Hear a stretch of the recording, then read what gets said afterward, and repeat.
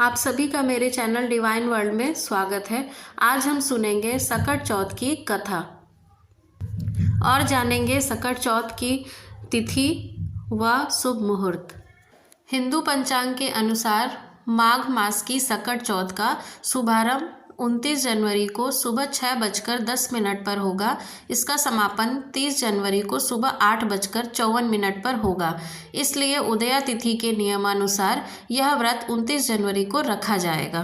संतान के उज्जवल भविष्य और संतान प्राप्ति के लिए सकट चौथ का व्रत रखा जाता है। इस साल सकट चौथ 29 जनवरी को पड़ रही है।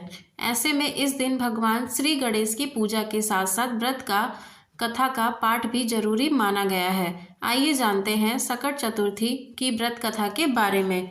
सकट चौथ की पहली व्रत कथा यह है कि एक बार माता पार्वती ने अपने मैल से एक बालक का निर्माण किया, जिसे विनायक नाम दिया। उस बालक को द्वार पर खड़ा कर माता पार्वती स्नान के लिए चली गईं। जब भगवान शिव वहां आए तो बालक विनायक ने उन्हें अंदर जाने से रोक दिया।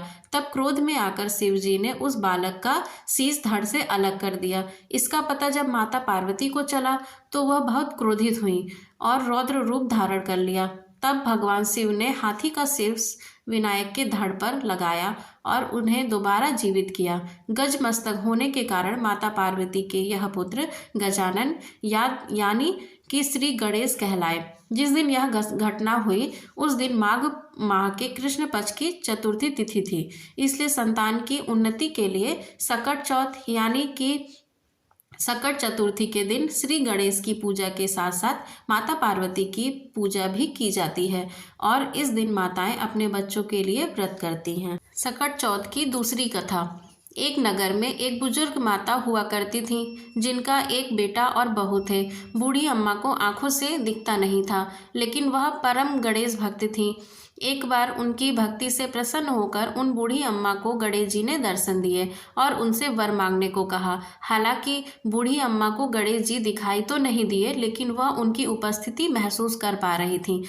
जब गणेश जी ने बूढ़ी अम्मा से वरदान मांगने को कहा, तब बूढ़ी अम्मा ने गणेश जी से वरदान में सिर्फ और सिर्फ उनकी भक्ति ही मांगी। यह देख गणेश जी प्रसन्न हुए कि बूढ़ी अम्मा चाहती तो अपने घर परिवार के लिए बहुत कुछ मांग सकती थीं और अपनी आंखों की रोशनी मांग सकती थीं, लेकिन उन्होंने गणेश भक्ति को चुना। तब गणेश जी ने उन बूढ़ी अम्मा को संसार के सभी सुख प्रदान किए। साथ ही श्री गणेश ने उन बूढ़ी अम्मा को वरदान दिया कि उनका बेटा और बहू सदैव उनकी सेवा करते रहेंगे और उन्हें जल्दी ही पोते पोती का सुख भी प्राप्त होगा। इसी के बाद से माघ माह के कृष्ण पक्ष की चतुर्थी को सकट चौथ का व्रत रखा जाने लगा।